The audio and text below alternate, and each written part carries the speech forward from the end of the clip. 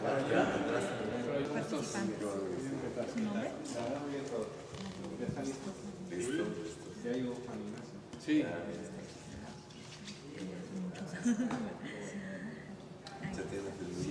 Sí.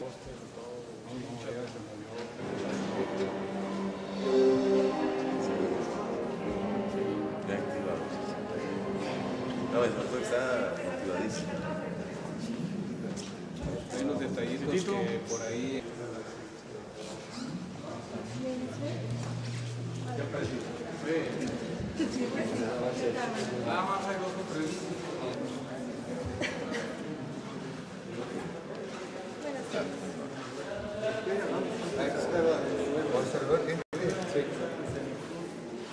¿Qué pasó? Bien. ¿Cómo estás?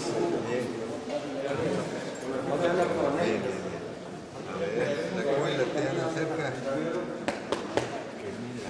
¿Qué tal? ¿Cómo estás? Bien. ¿Vas a ser No, el secretario ya. No. Ahorita no. ahorita trae funciones muy... Seguro, ya muy definidas. Esta congruencia entre complejidad y simplicidad, claridad, es una cualidad extraordinaria en arquitectura.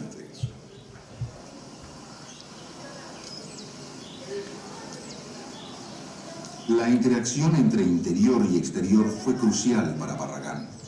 Como un mago, jugó magistralmente con lo inesperado, volteando el espacio hacia adentro y hacia afuera. Las ventanas no fueron concebidas para ofrecer una vista ilimitada, sino por lo contrario, para enmarcar y definir fragmentos de naturaleza en un diálogo silencioso con la arquitectura. Concebía los jardines como habitaciones al aire libre, como cuartos sin techo, extensiones del interior de la casa.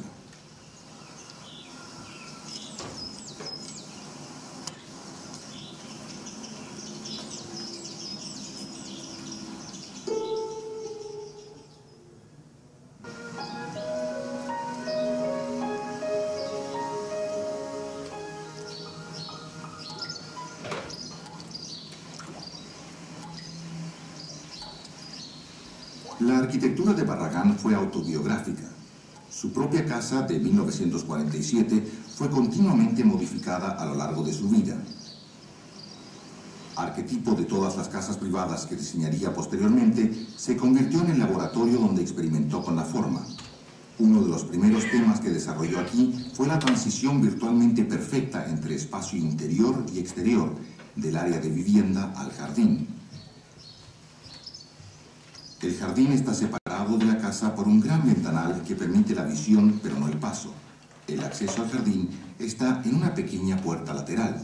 El laberinto es una metáfora recurrente en el vocabulario de Barragán.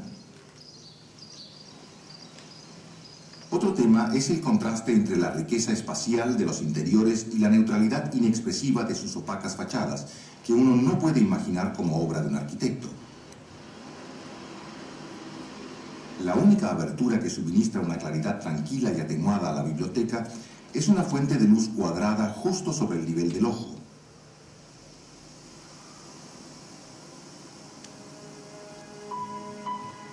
Las escaleras de madera que conducen al mezanín son la escalera por excelencia, una escultura desnuda de peldaños.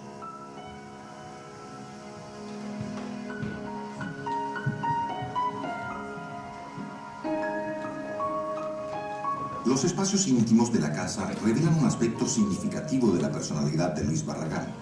Aunque atraído por ciertos aspectos de la modernidad, como uno de sus autores favoritos, Marcel Proust, Barragán amaba la privacidad y la contemplación y se sentía estrechamente ligado a sus raíces.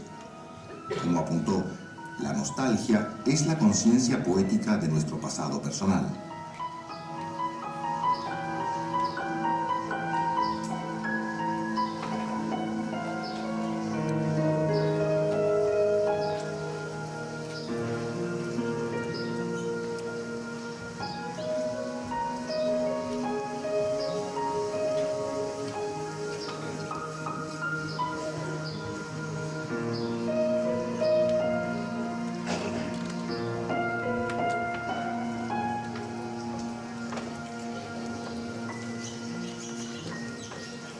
Barragán amaba vivir rodeado de arte. En la sala, una pintura monocromática amarilla de Joseph Albers está suspendida frente a una reproducción del Guernica de Picasso. Otro de sus artistas favoritos fue José Clemente Orozco, cuya litografía casi abstracta de un pueblo mexicano acompañó a Barragán a lo largo de su vida. Junto con Rivera y Siqueiros, Orozco fue un pionero del muralismo mexicano. Barragán apreciaba profundamente su lenguaje abstracto, una visión que dejaría huella en su propia arquitectura.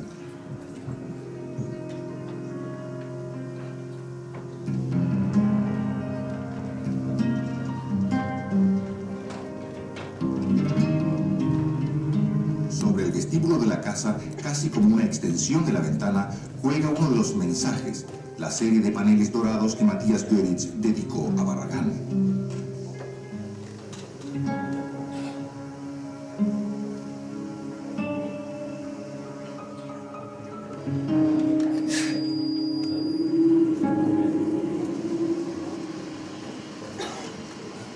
La fachada de su casa vista desde la izquierda.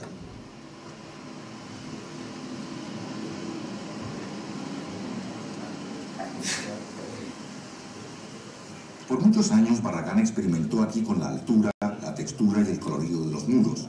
Su azotea evolucionó hasta convertirse en un retiro espiritual, un cuarto sin cubierta donde el ojo es guiado hacia el cielo.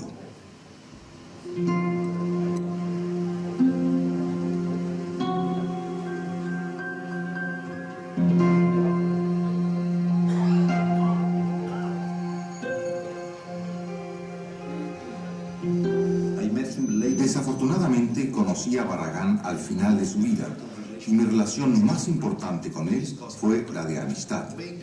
Hablamos de arquitectura, pero principalmente sobre la vida. Sabía cómo vivir la vida. Ya era entonces un arquitecto extraordinario, el primer arquitecto mexicano en ser reconocido internacionalmente, y era aún mejor persona que arquitecto. Desde este punto de vista me siento feliz de haber desempeñado cierto papel en su vida. Cuando el Museo de Arte Moderno de Nueva York me preguntó qué podría mostrar de México, respondí que su arquitectura, la arquitectura de Luis Barragán. La gente comenzó a darse cuenta de que teníamos algo más que decir aparte del muralismo. Junto con otras personas, lo propuse para el premio Pritzker, que se ha convertido en una especie de premio Nobel de la arquitectura. Y lo recibió. Lo recibió sin tener un volumen de obra inmenso. Con su arquitectura demostró que México tiene valores muy fuertes. Haber merecido ese premio aumentó la conciencia de dichos valores en todo el mundo.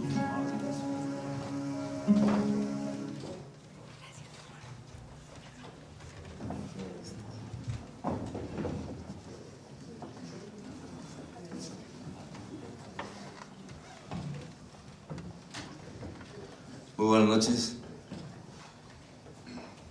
El tema que nos ocupa el día de hoy, sin duda, es de gran interés para todos nosotros. Desde la época prehistórica, la vivienda ha acompañado al hombre, comenzando con las cuevas que tenían un sentido netamente utilitario, pues proveían al hombre de refugio contra las inclemencias del tiempo. Poco a poco el ser humano fue añadiendo necesidades y aspiraciones a la vivienda, hasta lo que hoy podríamos considerar, en algunos casos, aspectos suntuarios, estéticos o de origen espiritual.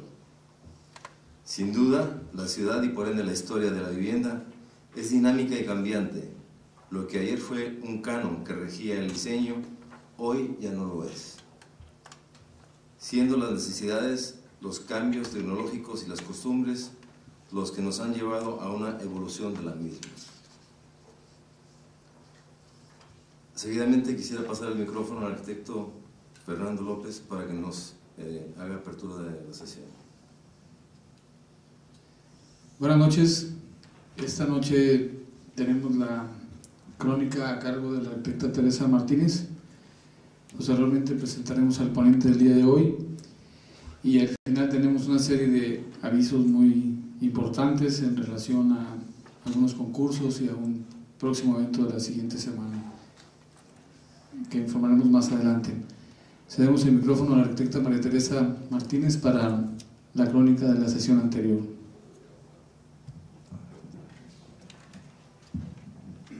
Hola, buenas noches.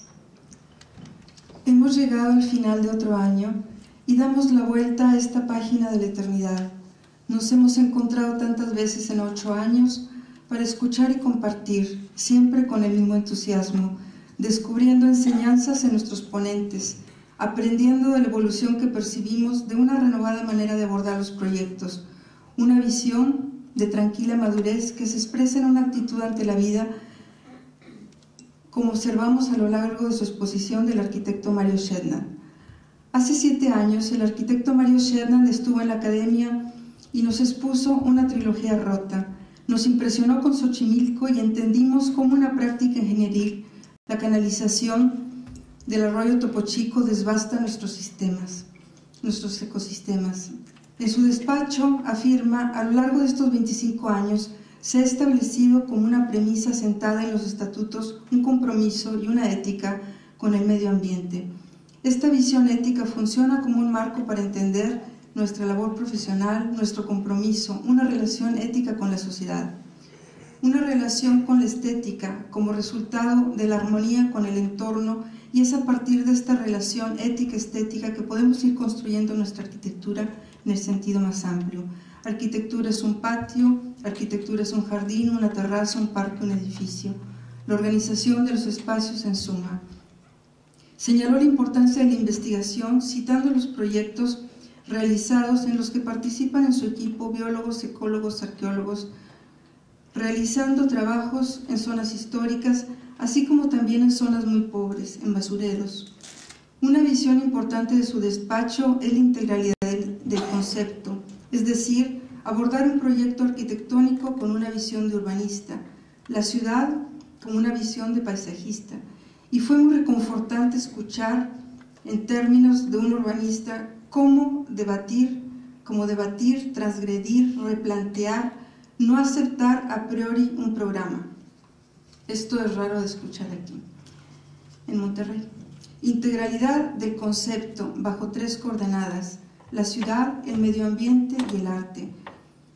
El arte que abre la mente, que revoluciona el espíritu. La sesión se desarrolló en una nueva modalidad, estilo salón, en el que 2 comentaristas acompañan al ponente, Juan Luis Talamantes y Rodrigo Velarde, para apoyar o cuestionar los planteamientos. Mario Shednan dijo que se sentía en un reality show, como si pronto fuera a ser designado o nominado. Inicia la exposición con el Centro Médico Siglo XXI, destruido durante el temblor. Eran edificios aislados entre sí y de cara al exterior. La construcción duró 5 años. El proyecto se aborda con una visión urbana para hacer de los recorridos y las largas esperas de las familias de los enfermos horas menos penibles, después de una investigación en la que también participaron sociólogos y psicólogos. Llegar de cualquier estación de metro y no mojarse, con la creación de recorridos por espacios a cubierto y semicubierto, en los que se desplazan por medio de carritos eléctricos en una especie de aeropuerto. El centro ceremonial de Paquimé, arquitectura topográfica que no compite con el sitio. Un conjunto de viviendas en piedras negras, los espacios exteriores que forman una serie de claustros. La bahía de Huatulco en los años 80, en la que aplican por primera vez el método Macquart. Por un lado, involucrar a la gente, el sitio y cómo ir integrando todos los factores naturales. Mostrar que se puede diseñar con la naturaleza. La visión unitaria de la naturaleza, analizando, es decir, desmembrando. Aplicamos el método en la localización del pueblo, del puerto, de la playa pública, la turística, las zonas habitacionales. Interviene Rodrigo Velarde para señalar que es a partir de ese momento cuando la actividad del paisajista se divide: por una parte, el diseño para el que la naturaleza trabaja y el paisaje visual. En ese momento, el paisajista empieza a tomar un liderazgo como urbanista. Comenta Mario Shednan que 20 años después son invitados a rediseñar de nuevo Huatulco. Colaboramos con muchos arquitectos en algunos proyectos como líderes y en otros como seguidores. Interviene en los espacios exteriores de oficinas en el parque. La variedad de mármoles refleja el drama de la cordillera, de la cordillera, paisaje, y lo introduce al centro. Abre una ventana y la refleja en la fuente, y las magníficas yucas y cactáceas, cenizos, el paisaje local. Vemos Malinalco, el plan maestro del grupo provincial, la fuente, que además del paisaje es en este siglo XXI una máquina de enfriamiento. El arquitecto Talamante señala la importancia de que coinciden en sus proyectos la sustentabilidad, el sentido del lugar y el medio ambiente. El arquitecto continúa una detallada exposición sobre la Torre Siglum, concurso que ganaron a pesar de no tener antecedentes de edificios de altura. La reflexión que se llevó a cabo para la definición de su forma, caminando el sitio, abordándolo de diferentes puntos desde el edificio de Teodoro González de León, logrando así esa forma sustentable. El proyecto del Parque Oakland, próximo a iniciarse en la zona que llama el Nezahualcóyotl de California, en la que en los años 70 había una concentración de pandillas urbanas y desechos tóxicos, la adquisición de una comunidad y la definición de áreas que son contempladas para evolucionar. Un montículo que a lo largo de 100 años absorberá su contaminación. Un área de contemplación de diferentes culturas. Una administración que se llevará a cabo con partidas otorgadas por el gobierno de una manera lenta pero segura. Un concurso que no ganó. Vemos el Jardín del Perdón en Líbano, en el que va más allá de la solución técnica y artística.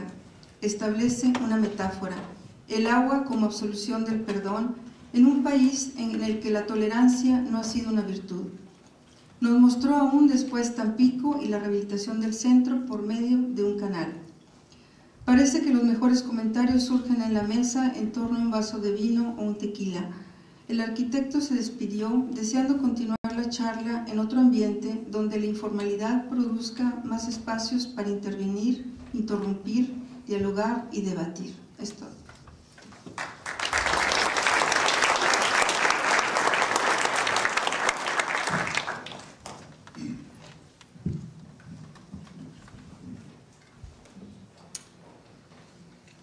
Hemos invitado para esta noche al arquitecto Juan Ignacio Barragán, quien ha destacado en nuestro medio por su actividad profesional en el desarrollo de diversos estudios sociológicos y publicaciones de la arquitectura por más de 14 años.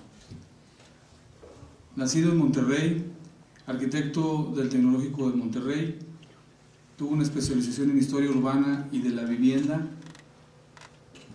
en Francia, maestría de Sociología de la Vivienda en Francia, pasante de doctorado en Sociología de la Vivienda también en París, Francia, profesor de Historia Económica y Social de la Vivienda en la misma Escuela de Bellas Artes de París, en Francia, profesor de Historia Económica y Social de la Vivienda en la Universidad Autónoma de Nuevo León, profesor de Historia Económica y Social de la Vivienda en el Instituto Tecnológico de Monterrey.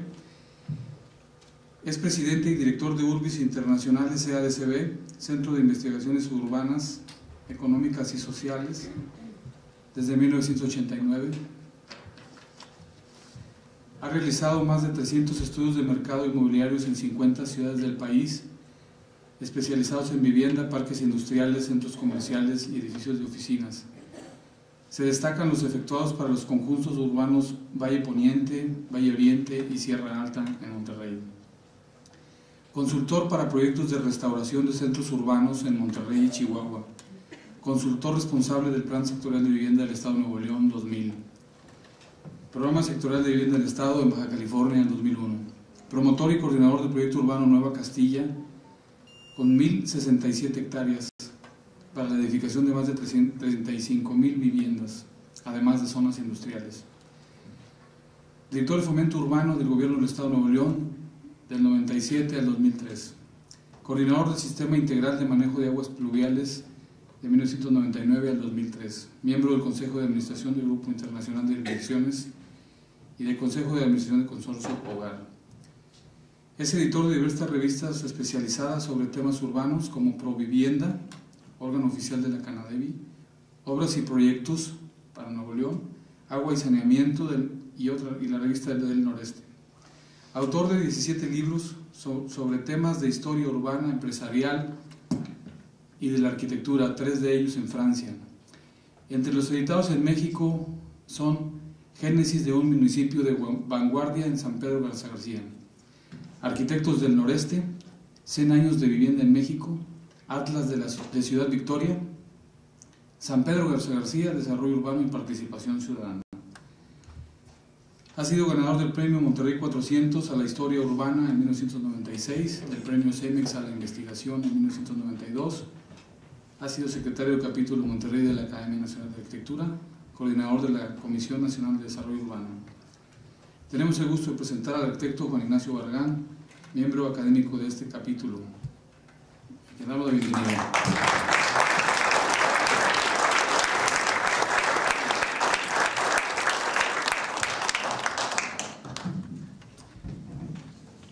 Invitamos a los arquitectos Ricardo Padilla y Juan Manuel Casas, quienes serán los comentaristas de esta sesión, a acompañar al arquitecto Juan Ignacio. Bienvenidos.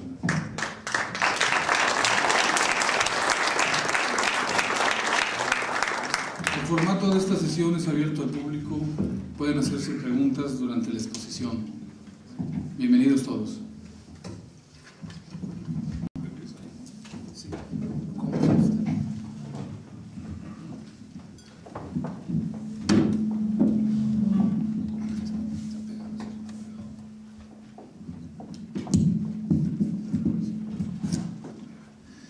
Muy buenas noches, y antes que nada muchas gracias a los compañeros de la Academia, Luis Préstamo y Fernando López, que pues nos invitaron en esta ocasión a compartir algunos aspectos de nuestro trabajo, que ciertamente es en la ciudad de Monterrey poco conocido en el medio de la arquitectura, de los arquitectos propiamente dicho, aunque pues es una labor que curiosamente impacta bastante a veces la forma urbana y la misma forma arquitectónica de una manera indirecta. Yo quisiera comenzar comentando un poquito cómo se origina esto de la sociología de la arquitectura, y luego finalmente hablar un poco y debatir un poco aquí los resultados de algunos estudios recientes que hemos realizado aquí en Monterrey. El tema de la sociología de la arquitectura se inicia fundamentalmente en los años 50, alrededor de un célebre antropólogo, Claude Lévi-Strauss, quien estaba realizando investigaciones para el gobierno de Francia para tratar de entender por qué los africanos y los árabes no podían vivir en ciudades a la francesa, ¿no?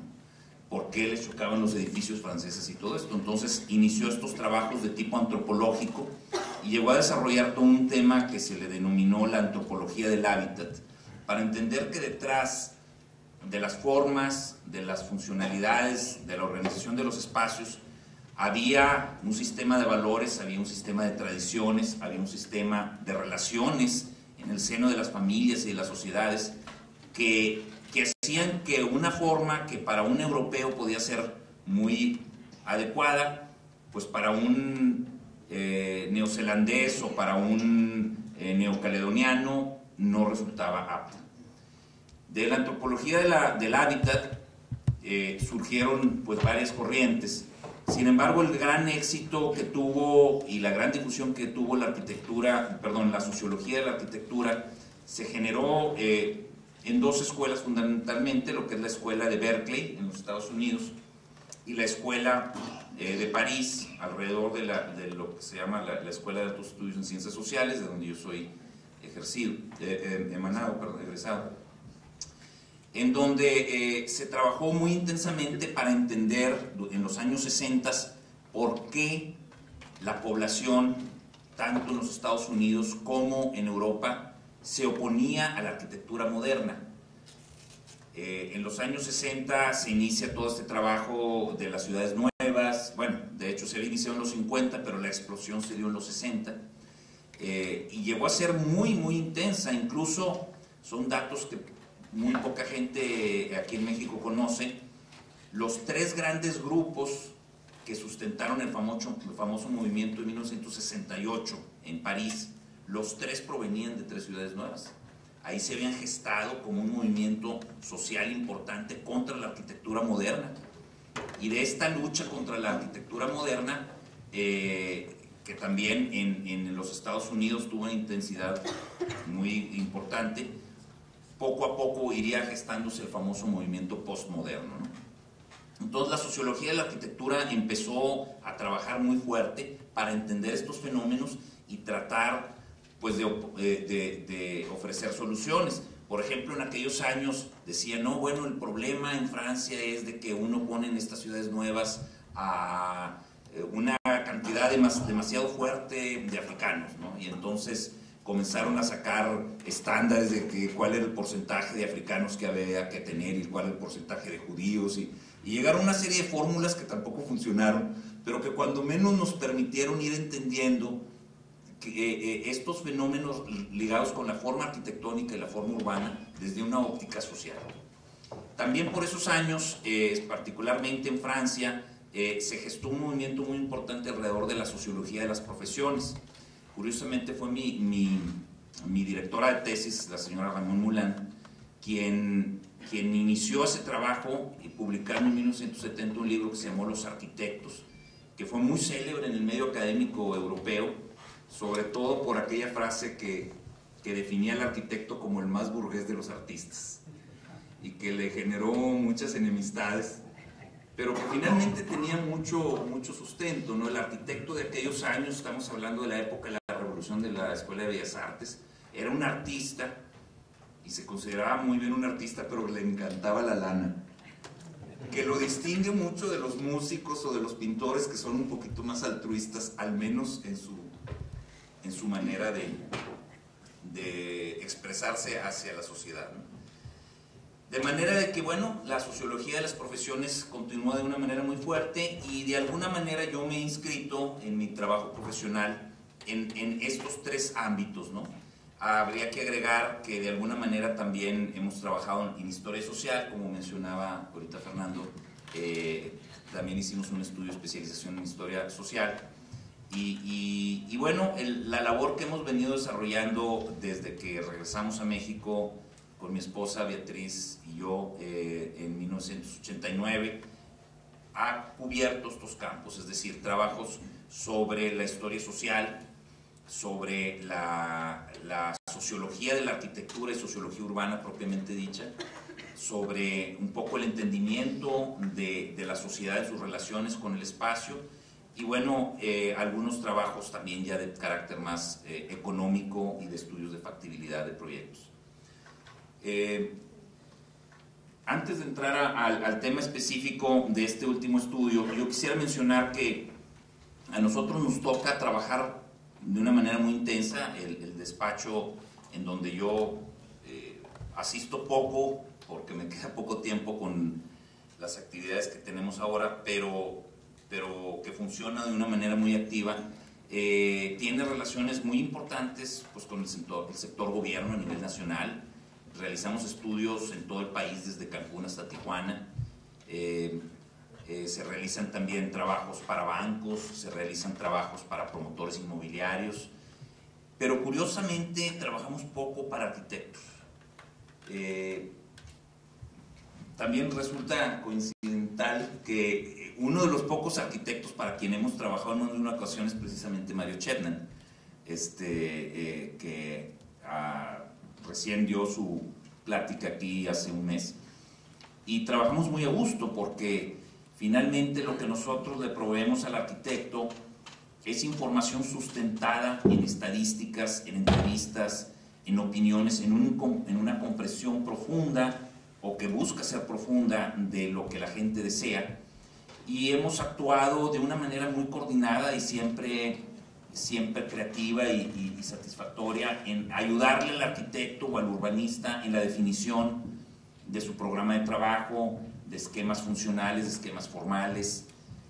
Y bueno, ojalá esta charla sirva para un poco motivar entre los arquitectos de la localidad el interés por tener una una aproximación un poquito más científica hacia lo que la sociedad y los clientes, sobre todo cuando son obras de carácter masivo o monumental, pueden estar esperando del trabajo del arquitecto. El que se haga un estudio social profundo o antropológico o semiótico, según sea el caso, no quiere decir que se va a someter el trabajo urbano o arquitectónico a los resultados de este estudio, sino que sencillamente lo va a ilustrar, va a ampliar, a mi juicio, bastante la capacidad del arquitecto para generar más ideas, más sustentadas, más fortalecidas en lo referente a sus convicciones de diseño. Y creo que esto pues, es uno de los valores agregados que esta disciplina de la sociología de la arquitectura trae para los arquitectos. De alguna manera los arquitectos practicamos la sociología de la arquitectura, todos. La diferencia un poco con el trabajo que nosotros hacemos, que lo hacemos con método, lo hacemos sin compromiso final con la forma, y lo hacemos también de una manera sistemática, de manera de que podemos comparar situaciones que se dan en Baja California con situaciones que se dan en Monterrey o situaciones que se pueden dar en el extranjero. En los Estados Unidos existe incluso una publicación muy importante que se llama Housing and Society, que es, bueno, tiene desde 1900 hasta la fecha apareciendo mensualmente, y que genera una cantidad de estudios sumamente profundos sobre todos los temas que se le puedan a ustedes ocurrir. Se han hecho estudios, por ejemplo, sobre los principales edificios de Nueva York, o bueno, de todos Estados Unidos, y los arquitectos norteamericanos sí basan muchos de sus elementos de diseño en los resultados de estos estudios. En fin, espero que esta charla nos sirva a todos para ampliar un poquito nuestro campo de trabajo y nuestra visión de cómo se pueden integrar diferentes profesiones a este ámbito. Quisiera comenzar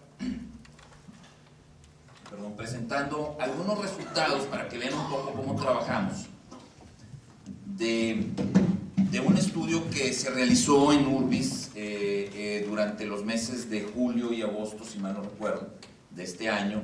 Es un estudio muy amplio sobre tendencias de la vivienda media y residencial en Monterrey, y de donde extraje algunos cuadros que a mí me parecieron interesantes, que nos explican fenómenos sociales. Por ejemplo, esta era una pregunta, y por cierto, tanto aquí a Juan y Ricardo como a cualquiera de ustedes, si hay dudas o comentarios, con mucho gusto interrúmpame, ¿no? Sí, ¿cómo no? Sí, buenas noches. Se me ocurría que era importante comentar algo a lo que nos enfrentamos los arquitectos de diario en el planteamiento de los problemas arquitectónicos. Como ustedes todos saben, la primera fase de cualquier diseño tiene que ver con las preguntas que hacemos acerca del problema o de la situación humana que tenemos que resolver.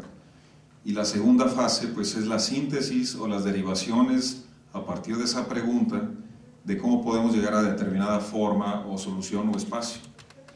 El gran reto que tenemos los arquitectos cada vez con mayor intensidad es que la proximidad del problema y la complejidad del problema se vuelve más sofisticado.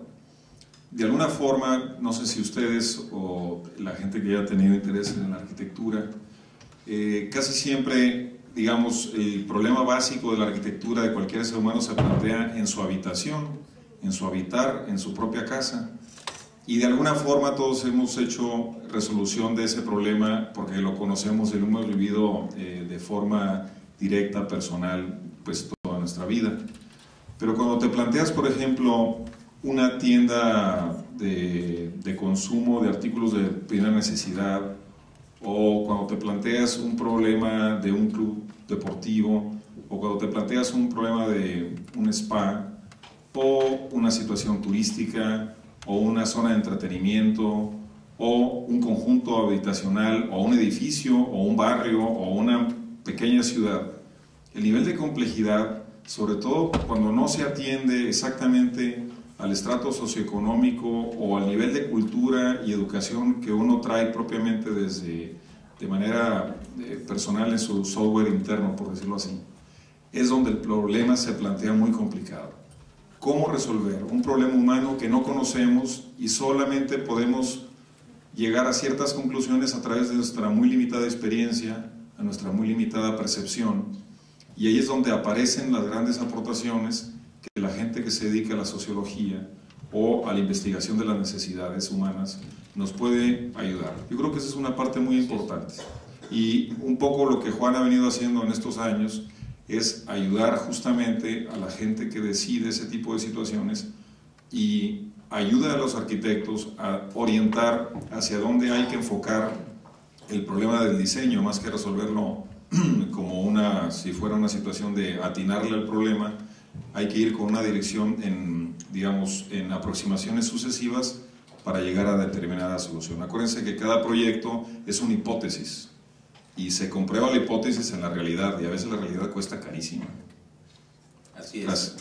Sí, ciertamente, y si bien es cierto que en aquellos temas que no tienen que ver con la vivienda es más transparente la aplicación de este tipo de análisis, pero también con la vivienda. Fíjate, por ejemplo, en este cuadro, aquí estábamos preguntando, bueno, estamos hablando de gente que tiene ingresos entre 15,000 y 150,000 pesos, o sea, es gente que podríamos llamar de clase media alta hacia arriba hasta la alta, ¿no? ¿Cuántas personas adquieren más de una casa en su vida? Aquí el limitante fue 45 años, pero vemos que la gente alrededor de los 40 años es cuando comienza ya de una manera más importante a adquirir una segunda vivienda, ¿no?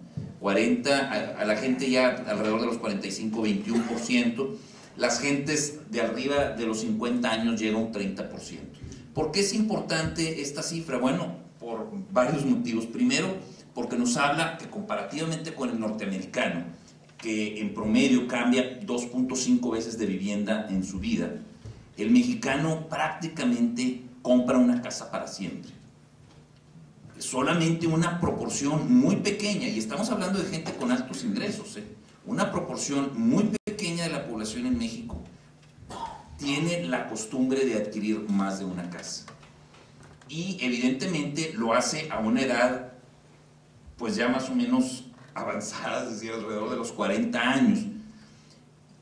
Claro, ahí hay un 5% de los jóvenes que muchas veces ellos proyectan casas que han comprado sus papás, entonces dicen, bueno, la casa que compraron mis papás y la mía.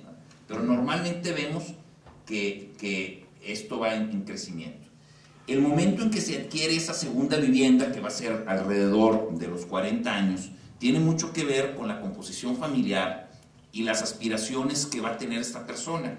Si nosotros analizamos una persona, vamos a decir un varón a los 40 años, normalmente tiene hijos en edad adolescente, está en la etapa en la que su familia es la más amplia. Y eso nos lleva muy a menudo a que esta segunda vivienda es una casa muy grande. Es una casa muy grande, pero curiosamente en unos cuantos años les va a comenzar a quedar muy grande, ¿verdad? ¿Por qué? Porque ya se comienzan a ir los hijos. Y ahí vienen una serie de cuestiones que de hecho ahorita están muy de moda aquí en Monterrey, de que si se puede generar un mercado para adultos ya sin hijos, ¿no? Para la realización de casas de lo que en Estados Unidos se le llama las casas senior, ¿no? Y aquí en Monterrey todavía está en una etapa muy embrionaria. De hecho hemos hecho algunos estudios en ese sentido y está en una etapa muy embrionaria. La gente dice, sí, si quisiera una tercera casa o regresarme a una casa más pequeña, pero tienen temores en ese sentido.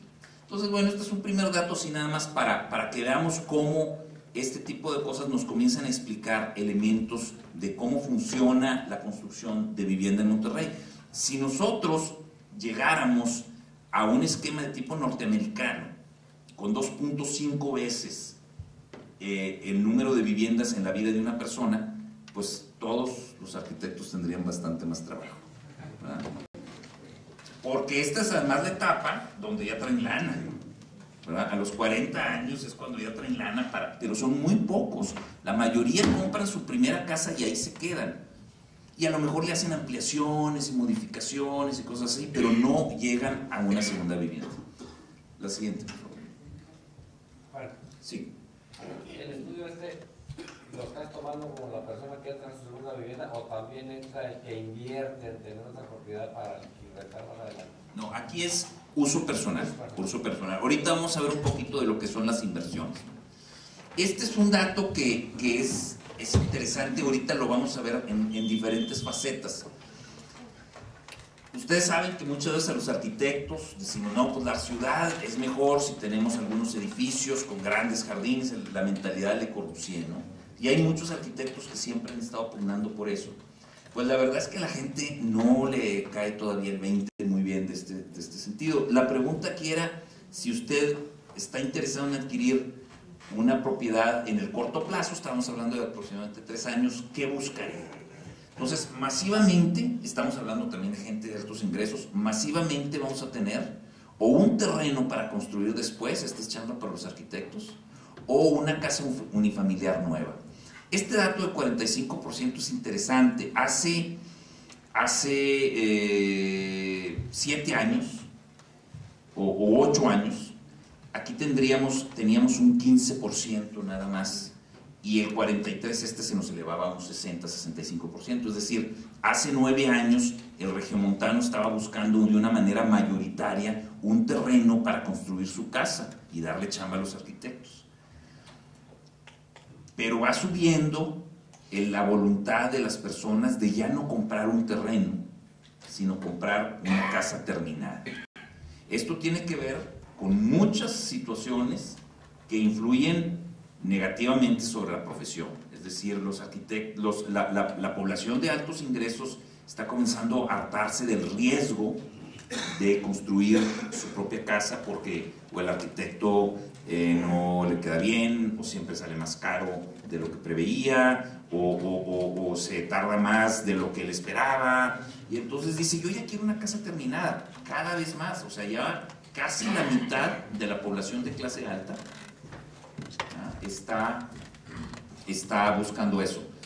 Entonces, bueno, creo que esta es una señal importante para todos los arquitectos de lo que nos está diciendo la sociedad.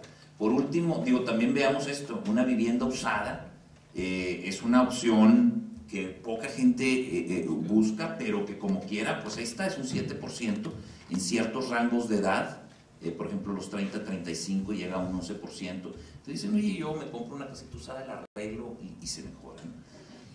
Y los departamentos solamente un 5%.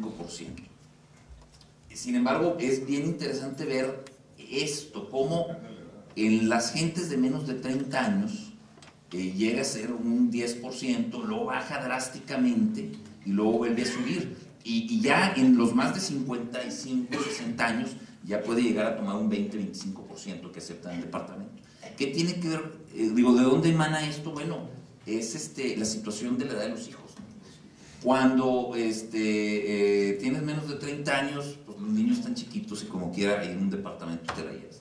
Pero aquí los hijos están adolescentes, y ¿quién puede vivir con un adolescente enfurecido en su casa, no?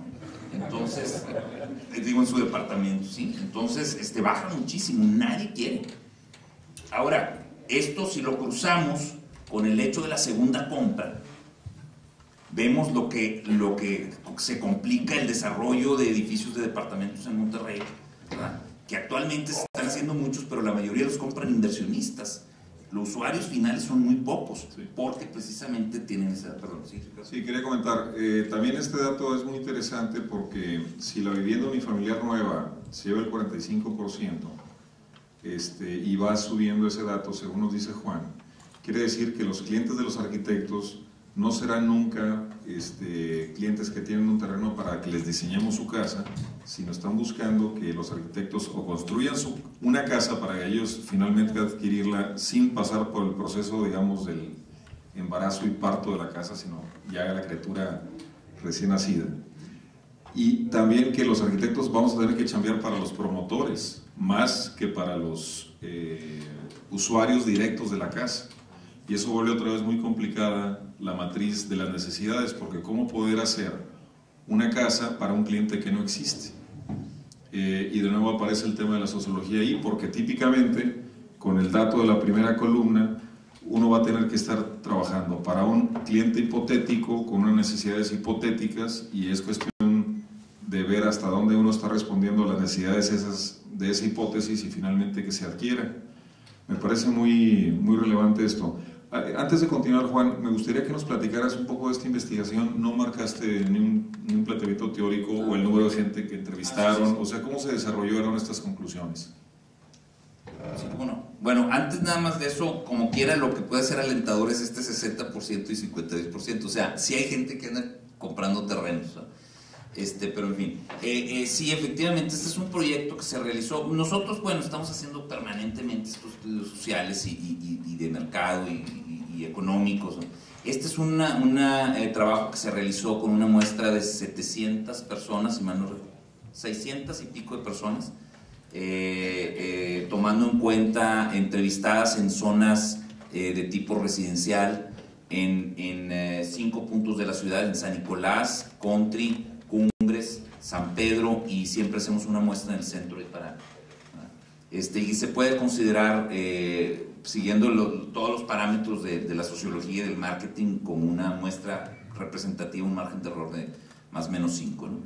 Y aquí lo importante también es ver las tendencias. Esto lo realizamos más o menos cada 2 años, este estudio, entonces vas viendo cómo va evolucionando. Por ejemplo, hace 2 años, en el 91, este 5% nos había brincado hasta un 7.8%.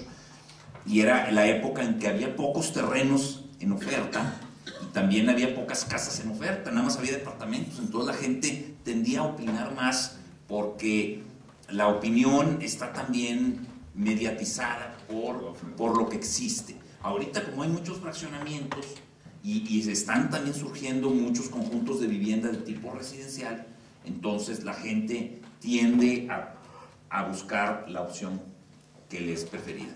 Si quieres, ahorita vamos a ver otra pregunta que es interesante. Aquí, bueno, esto es bien importante. Fíjense, por ejemplo, cómo entre las gentes solteras la opción departamental sube. Sí, sube un 14%, y los casados baja mucho, ¿verdad? Acuérdense que esta es una muestra general. Entonces, realmente el mercado de departamentos es de solteros o de personas en términos generales sin hijos. Así es. ¿Verdad? Y bueno, también el tipo de solución tiene mucho que ver con el estado civil, ¿verdad? Sí, bueno, también ponemos un libro. Sí hay un libro. Sí la hay. Bien, la siguiente, esta es interesante, porque luego les preguntamos, queremos forzar un poco la cosa, entonces les decimos, espérate, a ver, ¿qué prefieres? ¿Un departamento en la zona de tu preferencia? ¿Una casa individual en una ubicación alejada?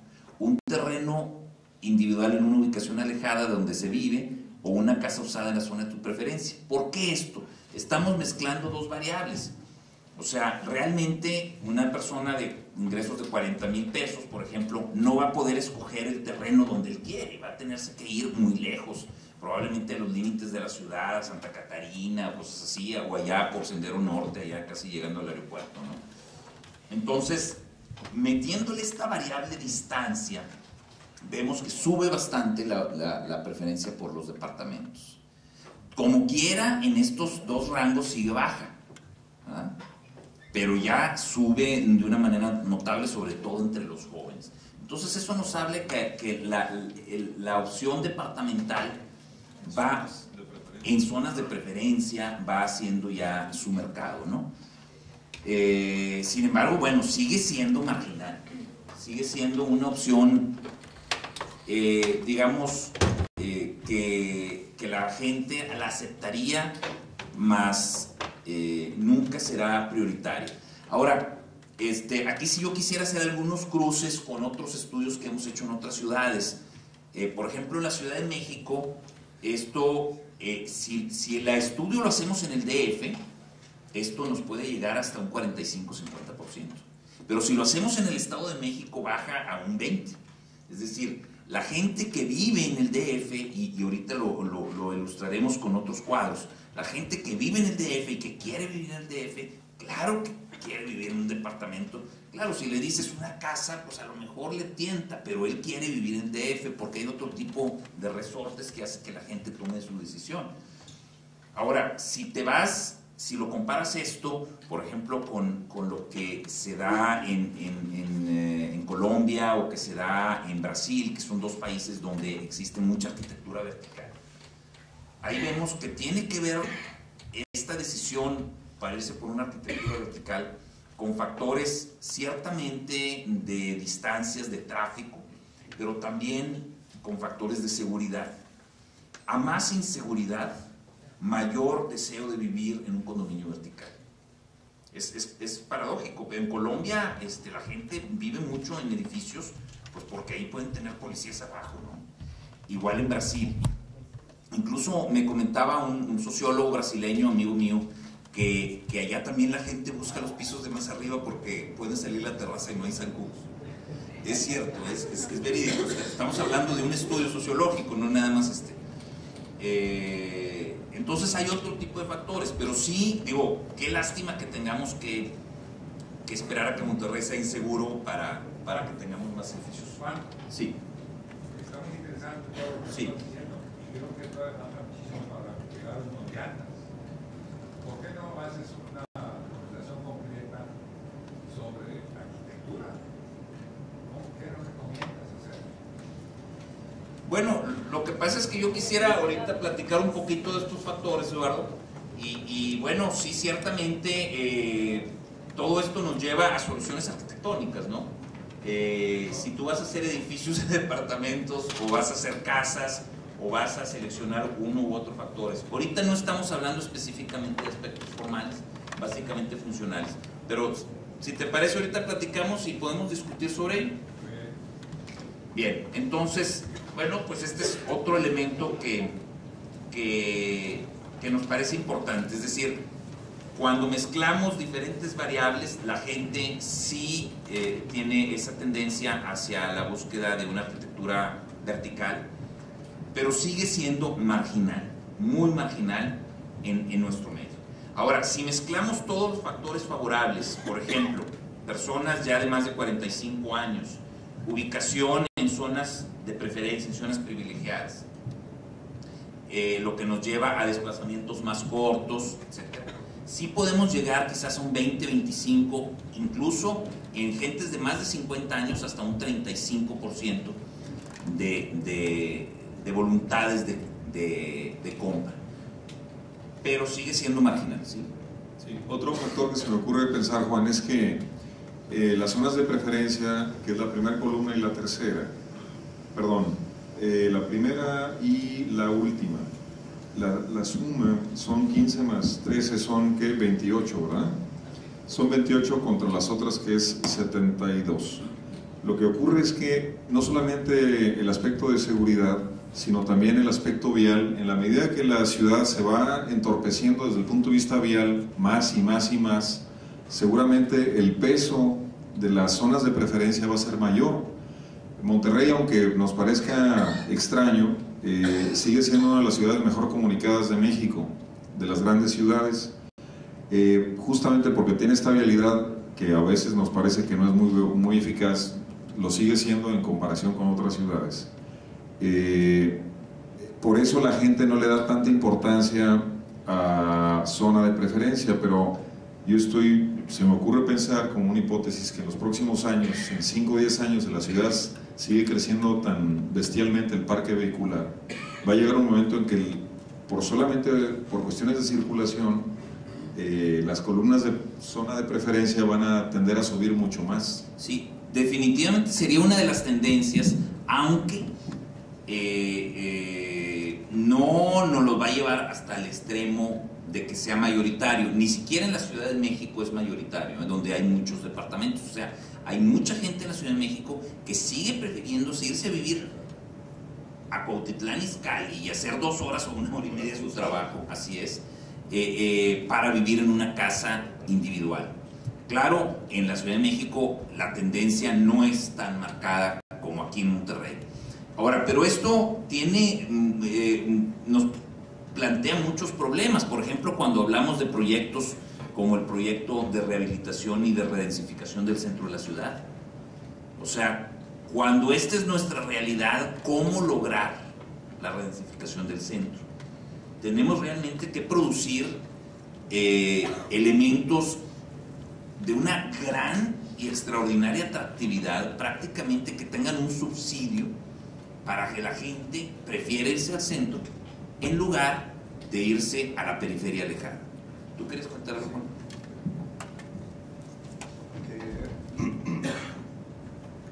Una cosa muy chica, que me parece que de todos modos también esta preferencia por casa en lugar de departamento y la diferencia que mencionaste, sobre todo con la Ciudad de México, tiene que ver también con cosas más allá de lo económico o lo actual, como es este problema de la inseguridad. En realidad la gente de la Ciudad de México ha estado acostumbrada a vivir en departamentos y cosas parecidas desde el siglo XVII, ¿no? En edificios de más de 2 pisos de altura. Ahí es donde interviene la tradición, la base antropológica. La cultura habitacional es muy distinta en Monterrey y en México. Así es. No, ciertamente también intervienen factores de tipo tradicional e incluso la reglamentación social. Uno de los problemas, por ejemplo, que hace que la gente no le guste vivir en condominios es el convivir. El convivir con sus vecinos y tener que enfrentar problemas como que mi hijito me rayó, el hijito del vecino me rayó la puerta, ¿no? Y entonces, porque el hijito del vecino le rayó la puerta, se arma un despapalle en el condominio que a la hora de elaborar hace que la gente comience a inquietarse y a molestarse. En la actualidad en la ciudad de Monterrey, por ejemplo, experiencias como pueden ser los condominios constituyentes de Querétaro, los propios condominios Constitución, hacen que la población de bajos ingresos está, pero súper alérgica a cualquier oferta de vivienda vertical. De hecho, es mucho más fácil proponer vivienda vertical en los estratos más altos, donde los roces sociales son menos frecuentes, problemáticos. Aunque parezca no parte de lo de Monterrey, tiene que ver con el trato social y que hace la carne asada y que no, nadie quiere hacer su carne asada en un balcón. Así es, digo, son otro tipo de factores antropológicos, ¿verdad? Estaba yo comentando que parte de lo que hablaban sociológicamente tiene mucho que ver con el estrato social. Hay estratos sociales en que no pueden vivir sin su carne asada y no la pueden hacer en un balcón de un departamento, entonces caminan 50 kilómetros para tener un jardín. Así es. ¿No? Y vamos a ver que hay otros factores. Digo, un solo corte de la problemática no nos explica todo, ¿no? Pero estamos tratando de irnos aproximando a ciertas cuestiones. ¿Vemos un cuadro adicional? Bien. Ahora quisiera yo pasar a algunos temas que tienen que ver con la relación entre el lugar en donde uno vive y el lugar en donde uno desea vivir. Es más, mira, yo creo que me lo salto porque es menos interesante. Si quieres el siguiente. Sí. Ok, perdón. ¿Me permites interrumpo? Sí, ¿cómo no?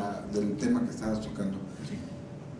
Quería evitar participar, pero es importante, mencionaron algunas cosas sobre ciudades latinoamericanas. Monterrey tiene 56,000 hectáreas desarrolladas en su conjunto. Hay una fuerte tendencia de no arquitectos, desarrolladores de vivienda que generan vivienda en las periferias y cada vez se ensancha y se ensancha más la ciudad a costa de calles y de servicios y de infraestructura. Y esto hace una ciudad que obliga al de pocos recursos comprar un automóvil pirata barato y circular en la ciudad, y eso ha generado un problema caótico en la nuestra y en muchos otros del país. Solo como ejemplo, quiero decir que mencionaron Bogotá, Colombia, y en Bogotá, Colombia es una ciudad que nos lleva el doble de población de Monterrey y viven con 30,000 hectáreas y el 40% es área verde. El 35%, perdón, es área verde y el resto es habitacional o es construido. Lo que puede significar es que hay 10 veces menos de automóviles, tienen problemas de tráfico, como es un problema mundial, pero tienen problemas de tráfico, pero tienen 10 veces menos que Monterrey con 7 millones de habitantes. Gracias. Sí, no, y es cierto, aquí no, una parte de este trabajo no busca ni estar ni a favor ni en contra de las cosas, ¿no? Sino es medir un poco las expectativas de la población. Es muy cierto eso, que una ciudad puede ser mucho más amable, con desarrollos de más alta densidad y con más jardinería. El problema es cómo llegar ahí. Para esto nos sirve, o sea, ver el reto, ¿no?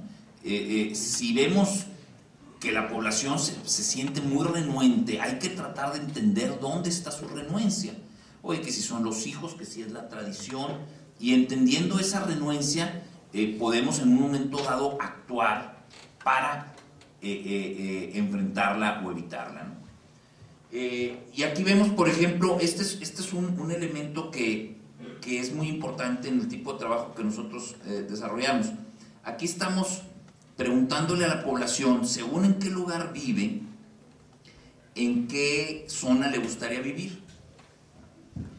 Pues son demasiados numeritos y quizás nos vamos a hacer bolas, yo se los quiero explicar de una manera sintética. En términos generales, la persona, aquí en Monterrey, y esto sí es un poquito internacional, busca vivir en una zona, en una región aledaña al punto donde vive actualmente. A eso se le llama en sociología de la vivienda el desdoblamiento familiar. Por ejemplo, las gentes de Apodaca, y estamos hablando de gente de altos recursos, a lo que le dan, o uno de los puntos a los que le dan la más alta calificación es al propio Apodaca. Y dices, a lo mejor Apodaca está muy feo. Bueno, pero es mi casa, ¿no? O sea, de aquí soy. Aquí están mis papás, aquí están mis amigos, aquí yo conozco. Claro, sí valoran otras zonas, pero le dan una calificación alta a su lugar de origen y a otros similares.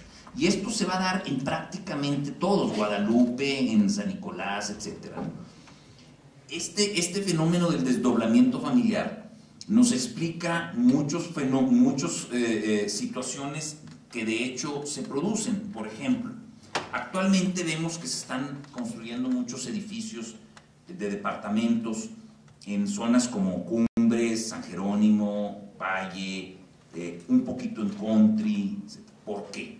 Bueno, porque hay personas nacidas en estos lugares que quieren vivir ahí, porque quieren tener su desdoblamiento familiar en su zona cercana.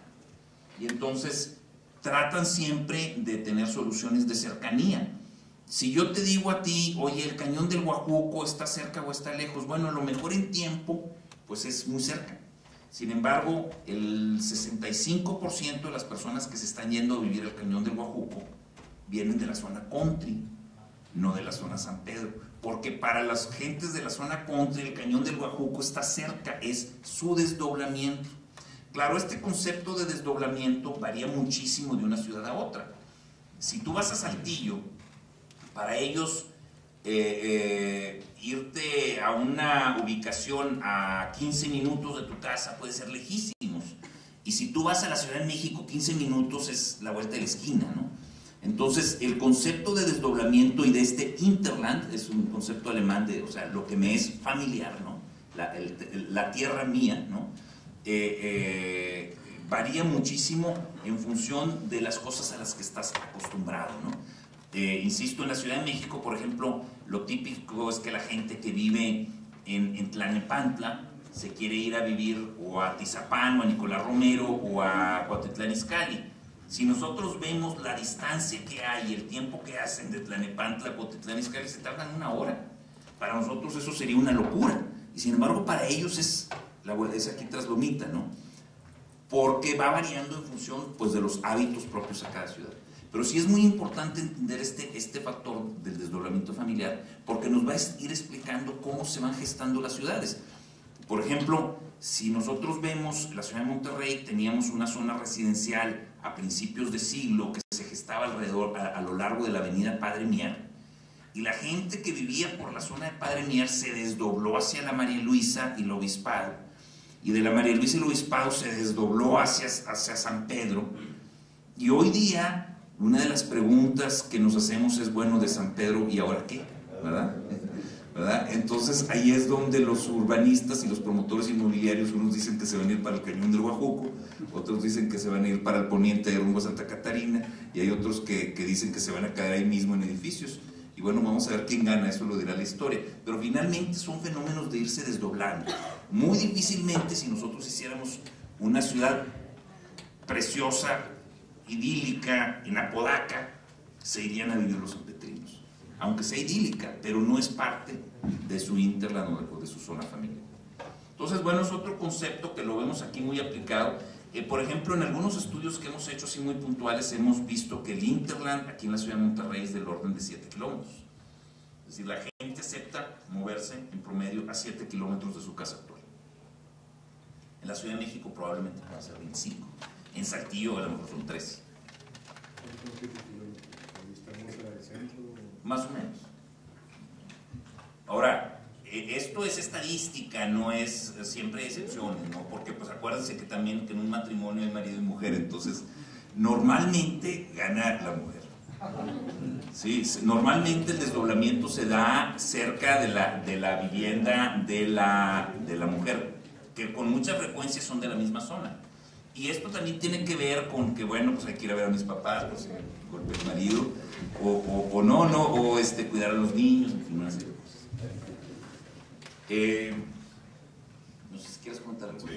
No, me parece interesante complementar lo que dices. Todas ciudades son muchas ciudades y no dejamos de ser gente de aldea, clanes muy pequeñitos. La ciudad está conformada por nuestras propias percepciones y por las percepciones de nuestras familias, de nuestros miembros de familia. Y indudablemente, así como hablamos de la vivienda, pues también se puede hablar de la imantación o la gravitación que tiene para una familia, por ejemplo, la escuela, o la imantación o gravitación que puede tener un centro comercial, o una parroquia, o una plaza.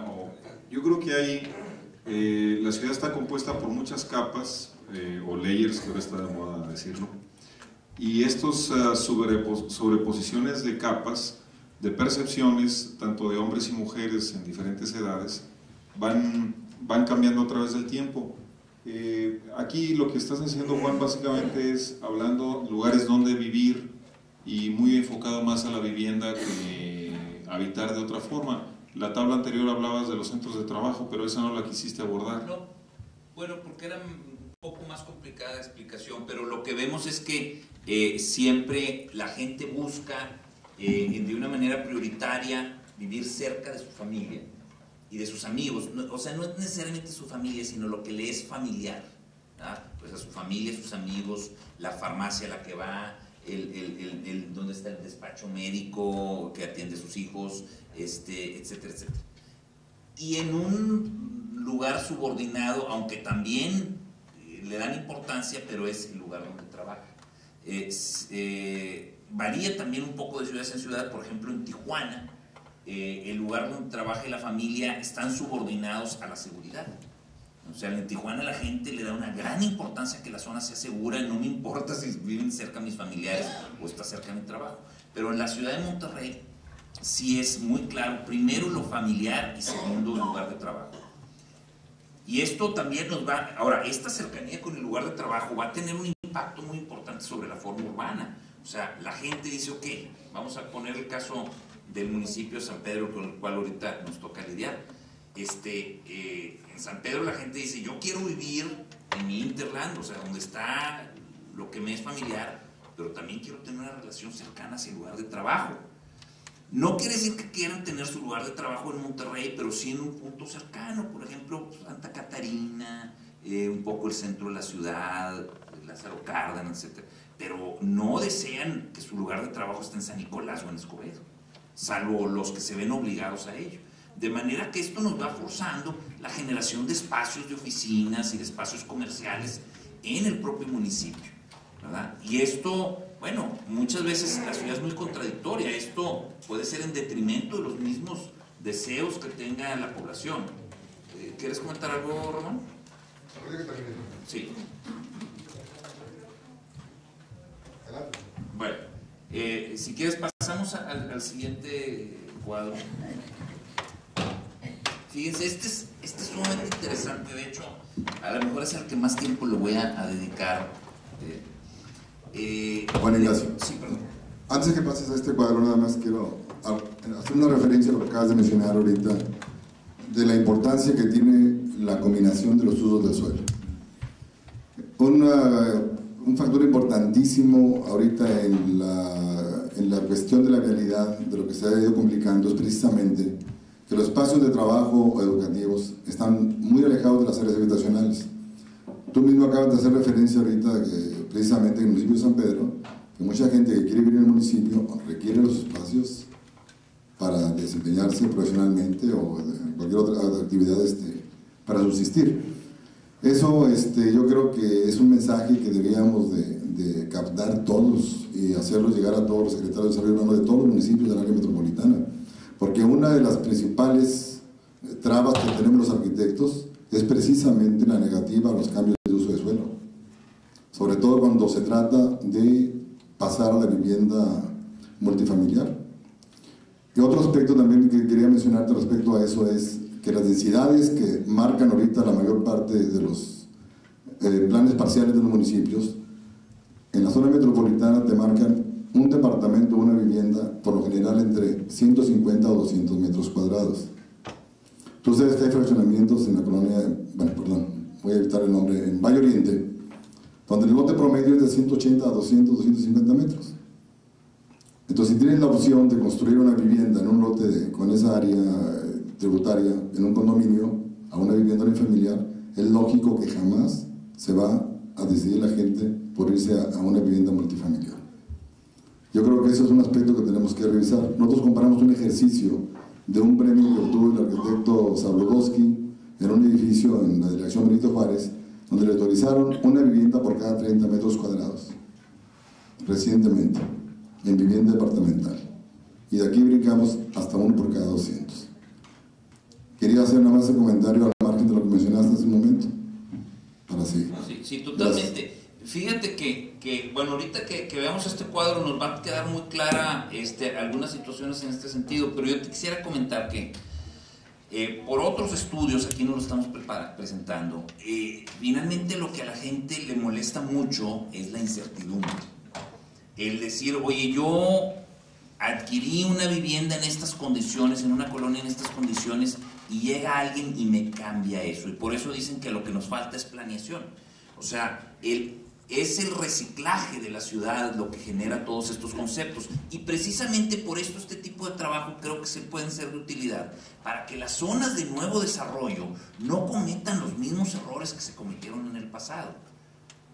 O sea, que desde el plan maestro de una nueva zona, como puede ser el Cañón del Guajuco, como puede ser la zona Valle Poniente, como puede ser el extremo poniente ya por Cumbres, donde tenemos nuevas zonas en desarrollo, que estamos hablando de muchos cientos y miles de viviendas, se realicen ya de una manera más integrada desde el plan, porque, insisto, lo que irrita a la población es los cambios de uso de suelo de una manera arbitraria, ¿no?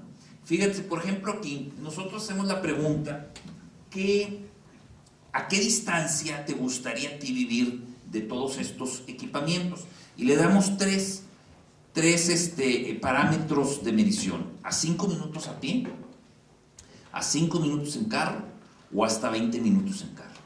Entonces vemos, por ejemplo, que con muy pocas excepciones, casi todo el mundo quiere tener los equipamientos entre 5 minutos a pie y 5 minutos en carro. Por ejemplo, una tienda de abarrotes lo quieren tener a 5 minutos a pie, un Oxxo, por ejemplo.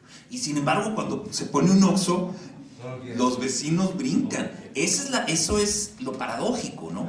¿Por qué? Porque el Oxxo no estaba previsto. Si ustedes ven un Master Plan Community norteamericano, el Oxxo, la tienda de barrio, la farmacia, ya están previstos. La persona escoge su terreno a sabiendas de que ahí va a haber un equipamiento. Y hay algunos que hasta dicen, yo quiero estar a una cuadra. ¿Por qué? Porque a mí me gusta mucho ir a comprar leche todos los días. Pero ya escogieron. Lo que aquí irrita, tanto en el municipio de Monterrey como en el municipio de San Pedro principalmente, es que de pronto ellos estaban muy a gusto y alguien decidió poner un Oxxo al lado de su casa o a un muy cerca. Pero en términos generales sí lo desean. Por ejemplo, un kinder, fíjense, cómo la gente tiene tanta repulsión hacia los kinders y sin embargo, cuando les dices, ¿te gustaría estar a 5 minutos a pie?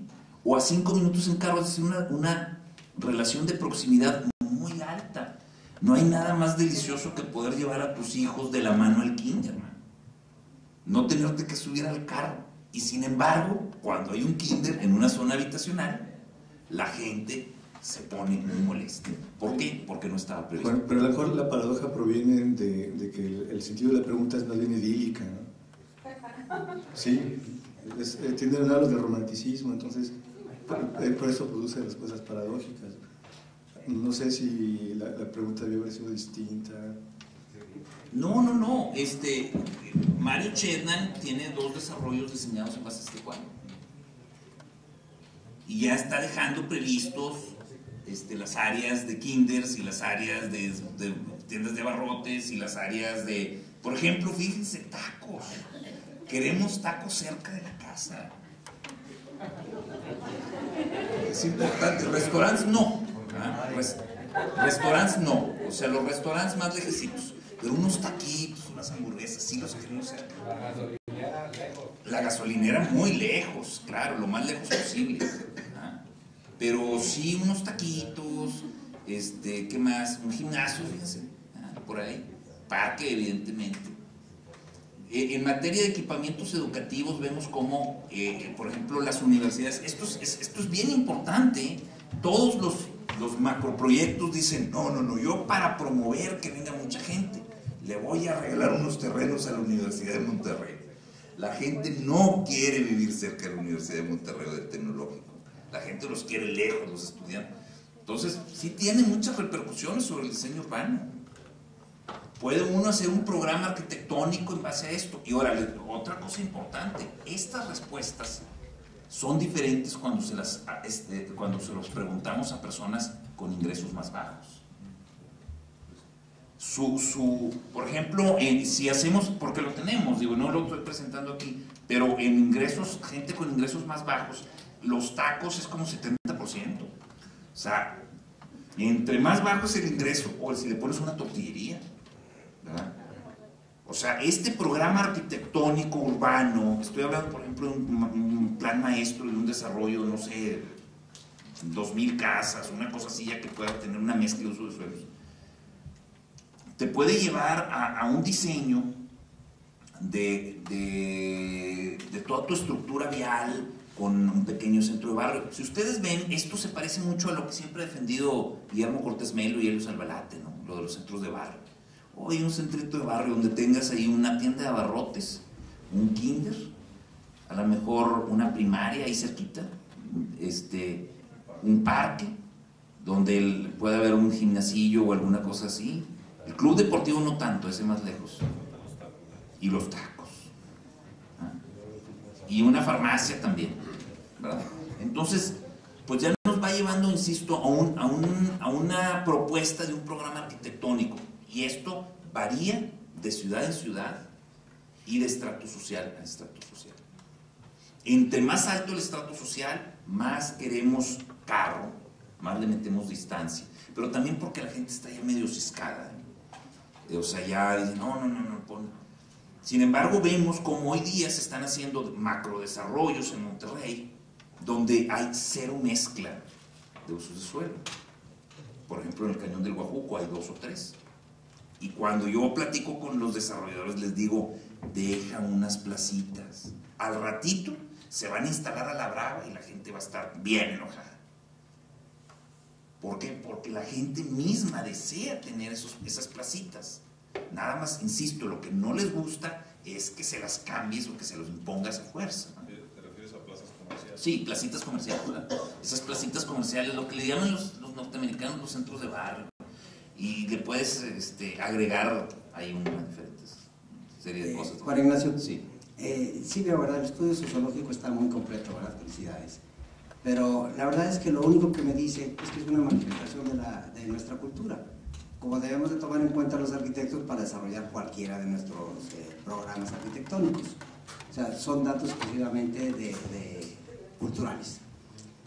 Sí veo que ya está tomando en cuenta esto para los nuevos desarrollos, que deben de tener obviamente todas las necesidades que requiere cualquier nuevo centro de desarrollo habitacional. Pero este estudio y con la investigación que tiene, lo único que me está diciendo es que las ciudades lo han diseñado los promotores de vivienda, por un lado. Y por otro lado, no me dice cómo resolver los antiguos polos de desarrollo habitacional que teníamos, que ya no están subdensificados, subusados, y que tenemos que de alguna manera aprovechar para aprovechar nuestras estructuras ya hechas. Entonces, ahí es en donde tenemos que volver a cambiar, como comentaba el arquitecto Ramón, para usos de suelo, y que tenemos que dar usos de suelo múltiples. Como tú sabrás, hay algunas ciudades europeas, inclusive, en las que cuando te dan una aprobación para el desarrollo de un área de oficinas, te piden que sea múltiple y te piden también un porcentaje de área habitacional para poderte aprovechar, para poderte autorizar la otra. Entonces yo lo que quisiera es que todo ese estudio que no me dijo más que los promotores fueron los que proyectaron la ciudad, me digan qué voy a hacer con los nuevos desarrollos que van a intervenir todos esos usos de suelo, pero sobre todo qué voy a hacer con los que ya tengo que están subusados. Sí, sí, cómo no. Bueno, yo creo que un estudio está llamado a, mejor dicho, no está llamado a decir cómo hacer las cosas, es un diagnóstico de una fenomenología y son otros los que van a decir eso. No, pero de cualquier manera, bueno, se puede hacer un trabajo en ese sentido. Este no estaba orientado a eso. O sea, no con un estudio no vamos a resolver la totalidad de los problemas de la arquitectura y del desarrollo urbano. Yo estoy aquí presentando un estudio reciente que creo que tiene datos que pueden ser de interés para el que los quiera tomar, ¿no? Pero cada problemática implica un análisis distinto. Ciertamente el problema, por ejemplo, del centro de la ciudad, ahí nosotros sentimos por otras investigaciones que hemos realizado, que si lográramos nosotros poder producir viviendas dirigidas a personas que tengan ingresos entre aproximadamente 10 y 20 mil pesos, jóvenes, y que tengan su lugar de trabajo cercano al centro de la ciudad, tendría mucho éxito. Desgraciadamente, las personas con esos ingresos en la actualidad, la oferta que hay ahorita en las zonas centrales es para gente que gana mucho más, 30 o 40 mil pesos. Entonces, digo, si te interesa el dato, ¿no? Pero aquí esto es una muestra de un poco cómo puede utilizarse el análisis sociológico para ayudar a la toma de decisiones en materia urbanística o arquitectónica. Una cosa que es muy relevante en el proceso de trabajo de la arquitectura, además del análisis que habíamos mencionado, en el planteamiento del problema y después la síntesis de la forma y del espacio, yo creo que una parte que nunca hacemos en México, y los propios arquitectos adolecemos de esta reflexión, es regresar al sitio y confirmar o evaluar si las hipótesis que uno planteó en su trabajo se están realizando o no. ¿Qué quiere decir? ¿Cuántos estudios sociológicos hacen falta o qué bueno sería que existieran para hacer evaluaciones? Por ejemplo, ¿cuál es el mejor barrio de la ciudad en estos términos? ¿Cuál es el mejor edificio o el mejor centro de vivienda o el mejor? Porque ahorita que estás hablando del centro de la ciudad, yo podría pensar también el centro de lo que fue Cumbres original, el centro de lo que fue la Colonia del Valle originalmente, el centro de lo que fue Country, el centro de Guadalupe. O sea, hay muchos centros y subcentros, o sea, las células se repiten y se esparcen y se multiplican. Pero lamentablemente pareciera que todo se termina en un gran juicio de que la ciudad es caótica o la ciudad es poco agradable y no hay nada que aprender de ella. Yo creo que hay muchísimas reflexiones que hacer de lo que existe. Yo estoy seguro que, digo, por poner un ejemplo, hay barrios que se tuvieron el tino o la visión o la intuición suficiente para que se generara una vida rica, interesante, de familia, de convivencia, que ahí están y no sabemos cuáles son, cómo llegaron ahí, o inclusive un barrio planteado unifamiliar que gradualmente la propia gente fue modificando a su gusto y antojo y termina siendo un barrio perfecto para vivir, ¿Dónde están esos estudios? ¿Por qué no existen? Bueno, sí existen algunos estudios, ¿no? Pero pues ciertamente se va desarrollando la investigación conforme van surgiendo la oferta o las necesidades, ¿no? Por ejemplo, nosotros realizamos algunos estudios aquí para lo que es el Paseo Santa Lucía hace muchos años. Y pues nosotros nos quedaban muy claros algunos aspectos que no iban a tener éxito. Por ejemplo, estábamos convencidos de que no iba a tener éxito los desarrollos habitacionales que se planteaban aquí, y sin embargo, bueno, había una necedad ahí de parte de algunas personas de que había que poner, bueno, pues los pusieron y no jalaron, ¿verdad? ¿Por qué? Porque la opinión de la población estaba muy clara en ese momento, quizás ya cambió. Por ejemplo, uno de los elementos que también era muy importante para el éxito del Paseo Santa Lucía era, de acuerdo con el estudio que se realizó, era que el paseo fuera relativamente exclusivo. Si el Paseo Santa Lucía se hubiese hecho como una cosa extremadamente popular, de acuerdo con todos los estudios, hubiera fracasado. Y entonces se hizo un planteamiento del Paseo Santa Lucía, es una zona con cierta exclusividad, y eso sí ha funcionado. En fin, insisto, son elementos que uno va ofreciendo conforme se van presentando los análisis. Se pueden hacer muchos más, insisto, esto no es más que una muestra, ¿no? Sí. Yo creo que no es demasiado tarde para preguntarte algo que tiene que ver casi con las dos primeras imágenes. Pero ahorita que hablaste de que han cambiado algunas cosas desde la vez que se planteó esto de Santa Lucía, que habrá sido hace 10 años por lo menos. Te quería preguntar esto sobre la fenomenología de la que hablaste al principio, de cómo últimamente la gente está prefiriendo comprar una casa usada, una casa construida a un terreno, en contraposición a como tú mismo dijiste que sería hace 8 años. Tú has estado haciendo esos estudios, dices, cada 2 años. Tienes, no diré que la capacidad de un oráculo, ¿verdad? Pero por lo menos de ver, esto tiene que ver necesariamente con un problema de economía, ¿no? Esto se revertiría en el futuro. Vamos, los arquitectos jóvenes tienen la esperanza de poder diseñar más dentro de 10 años, ya personas que quieren su casa así con su sala, su tapete de vaca. No sé. Sí, pues la verdad es que va a depender mucho de la actitud propia de los propios arquitectos. Por ejemplo, ahorita tenemos muchos fraccionamientos en proceso, y cuando uno analiza quién está comprando lotes en esos fraccionamientos, muchos de esos lotes están siendo comprados por arquitectos o ingenieros que compran 7, 8, 10 lotes y hacen 7, 8, 10 casas, pero en serie. Y a lo mejor es un arquitecto que desde el punto de vista formal le pone bastante creatividad y todo, pero finalmente la gente ya llega y compra una casa terminada. Y esto va en incremento. Por ejemplo, si nos remontamos a 1993-94, era muy difícil encontrarse en el mercado casas terminadas de más de $1 millón. Normalmente la gente hacía casas en serie pues de hasta 700, 800, 900 pesos. Hoy día estamos viendo casas en serie de $3 millones y la gente las está comprando. Entonces sí nos está hablando, a mi juicio, de un cambio de sociedad donde evidentemente los productores se han dado cuenta de ello. Muchos de esos productores son arquitectos. Cuando entramos a casas de $3 millones no estás hablando de producciones así de cientos de casas. Normalmente son del orden de las 5 a 10 casas. También porque los clientes a ese nivel son bastante más difíciles y requieren de un arquitecto que les haga ajustes. Entonces, ¿qué sucede? Haz de cuenta que tú tienes un prototipo de casa y ese prototipo de casa, oye, pues le cambias, le agregas un poquito, le quitas unos metros, etcétera, etcétera.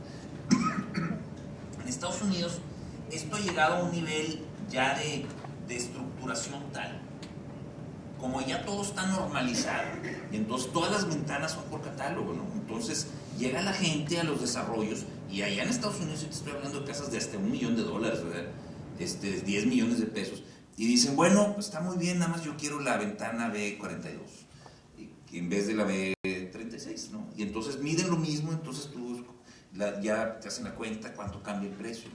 Entonces esa es una tendencia que se está dando muy fuerte porque los productores la están propiciando, pero también la población está encontrando en esta solución una alternativa que considera adecuada a sus necesidades.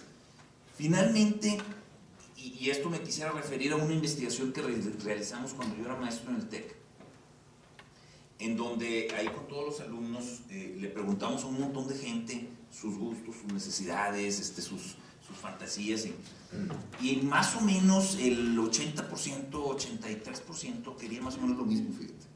Había un 17%, no me acuerdo la cifra exacta, pero esto fue hace muchos años, pero había un porcentaje pequeño de la población que quería cosas diferentes a los demás. La gran mayoría querían una casa con más o menos el mismo número de recámaras, los mismos tamaños, la misma disposición de los espacios, o muy similar, que tú podrías meter en una tipología, para hacerle honor al título de la conferencia, en una tipología de 4 o 5 tipos de programas arquitectónicos, incluyendo el programa formal. Entonces, esa es la sociedad. ¿Quién se está dando cuenta de eso? Pues los industriales o los promotores inmobiliarios. Entonces, ¿tú crees que esto es más bien la implantación de una nueva cultura habitacional más allá de la triste circunstancia de la economía actual? Sí, definitivamente. Sí, definitivamente. Sí. Si tú ves por ejemplo, fíjense, yo recuerdo cuando yo daba clases en Francia, yo les llevaba ejemplos de soluciones arquitectónicas de aquí de Monterrey, ¿no? Para explicar un poquito los contrastes entre la arquitectura francesa y la arquitectura mexicana. Y se quedaban ellos azorados y apantallados de la magnífica arquitectura que había en Monterrey, habitacional. Porque la arquitectura habitacional en Francia desapareció hace como 50 años. O sea, sí hay de vez en cuando algún loco, ¿verdad?, que hace su casa acá, pero los arquitectos que hacen casas así al gusto del cliente y eso, ya desapareció.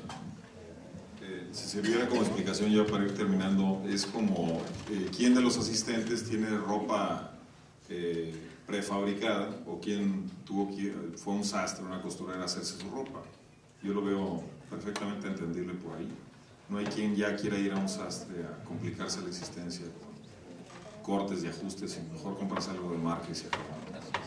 Ahora, esto es una tendencia que va a depender mucho también de cómo tomen los arquitectos esta situación, ¿no?